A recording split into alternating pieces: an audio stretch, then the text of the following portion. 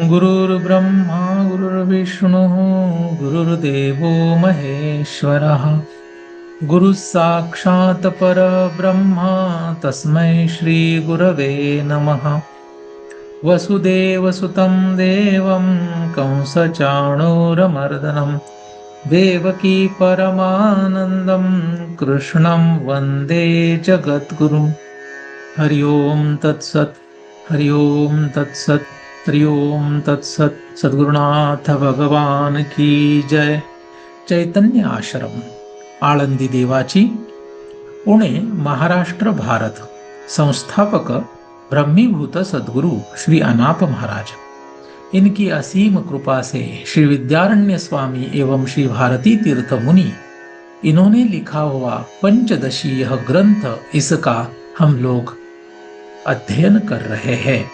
इस वर्ग में आप सभी लोगों का पुनः स्वागत है।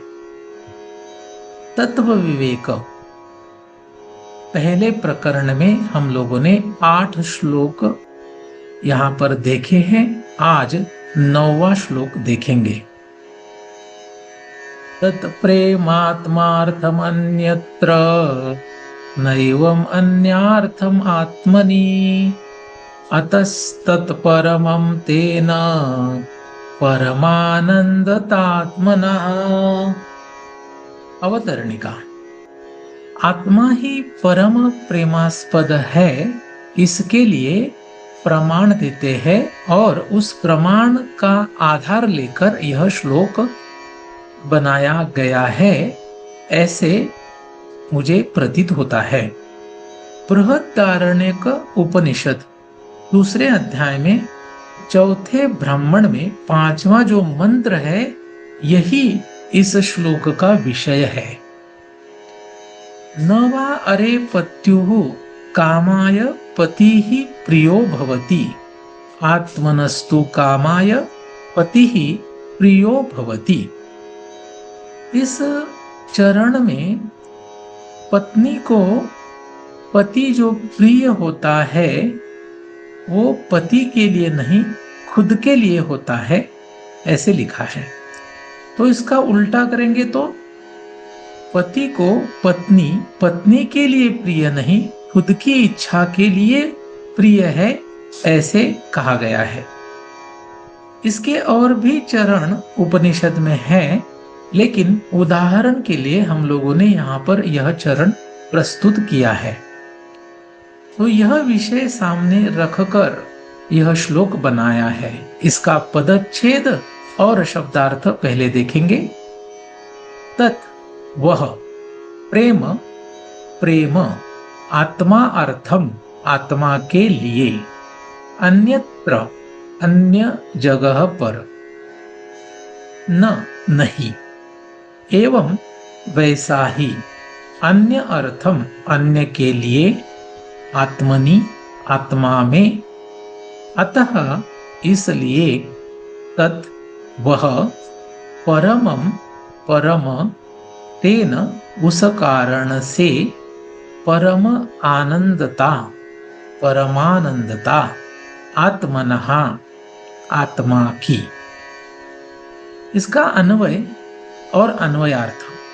अन्यत्र प्रेम तद आत्मार्थम, अन्य जगह पर प्रेम वह आत्मा के लिए, एवं आत्मनि अन्यार्थम न, आत्मा में वैसा ही अन्य के लिए नहीं। अतः तत्परम, इसलिए वह परम, तेन आत्मनः परमानंदता, उस कारण से आत्मा की परमानंदता। आत्मा की परमानंदता सिद्ध करने के लिए इस श्लोक का हमें आधार होगा। यह समझने के लिए पहले सरलार्थ देखेंगे और फिर उसके ऊपर थोड़ा चिंतन करेंगे। सरलार्थ में हम लोगों ने इस श्लोक को 3 विभाग में लिखा है। पहला विभाग, आत्मा का अन्य जगह। अन्य जगह माने कि अन्य कोई भी विषय। तो जगत में बहुत सारे विषय है, पूरा विश्व यह विषय ही है। उसमें से हम लोग कुछ विषय की तरफ आकर्षित होते हैं, कुछ विषयों से ही हमारा संबंध होता है। तो यह जो हम है, मैं है, यह आत्मा है। तो आत्मा का अन्य विषयों पर प्रेम वह विषयों के लिए नहीं होता है, तो वह खुद के लिए माने कि आत्मा के लिए है। ऐसा ये पहला वाक्य है। दूसरा वाक्य क्या होगा?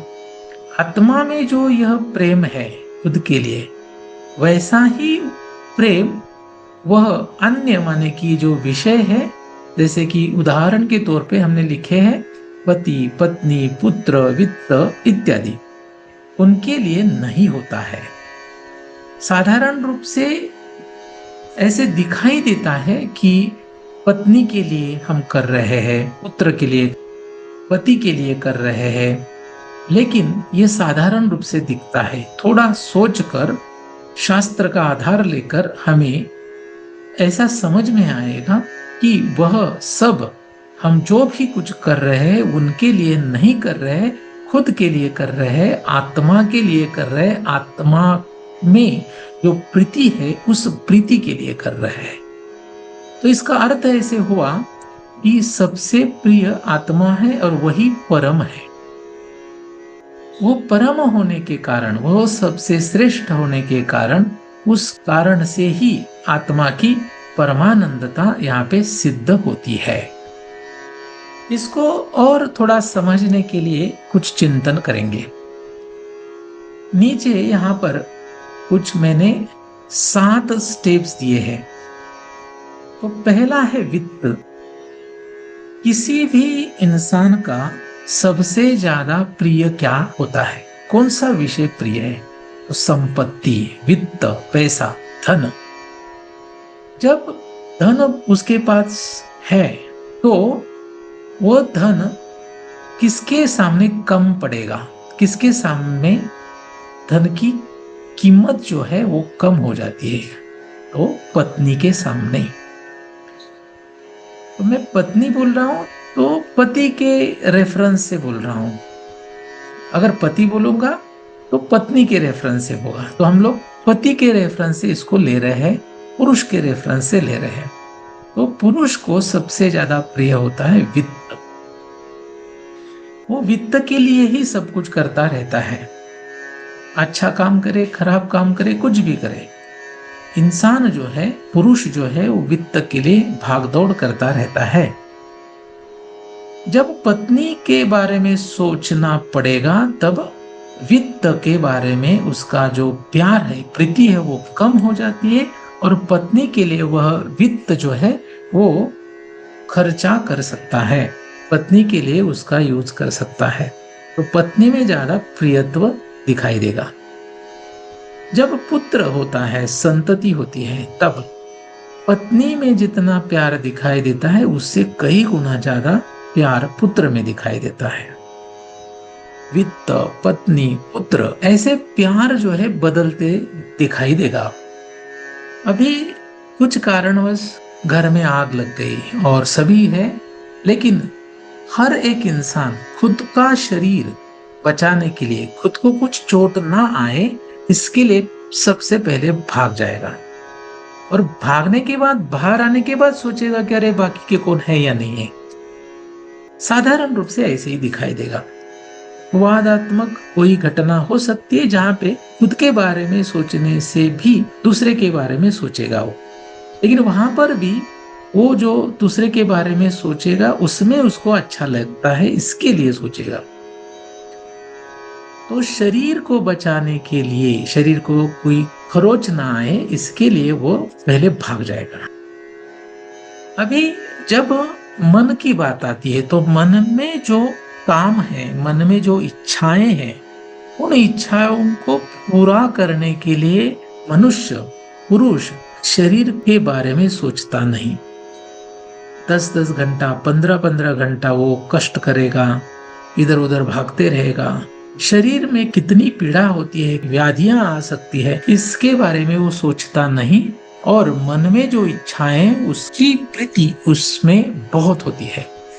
तो मन की इच्छा पूरी करने के लिए वो इधर उधर दौड़ता रहेगा, भागता रहेगा। मन से ज्यादा भी प्रिय उसको प्राण है, किसी भी पुरुष को। तो ये कैसे समझ में आएगा?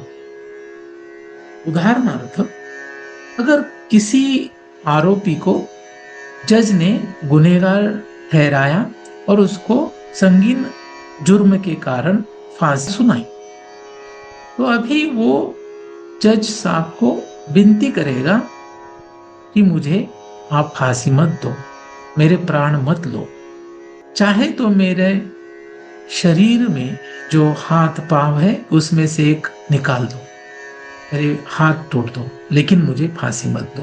तो शरीर और मन में जो प्रीति थी वो प्रीति दिखाई नहीं देगी, प्रीति प्राण में दिखाई देती है।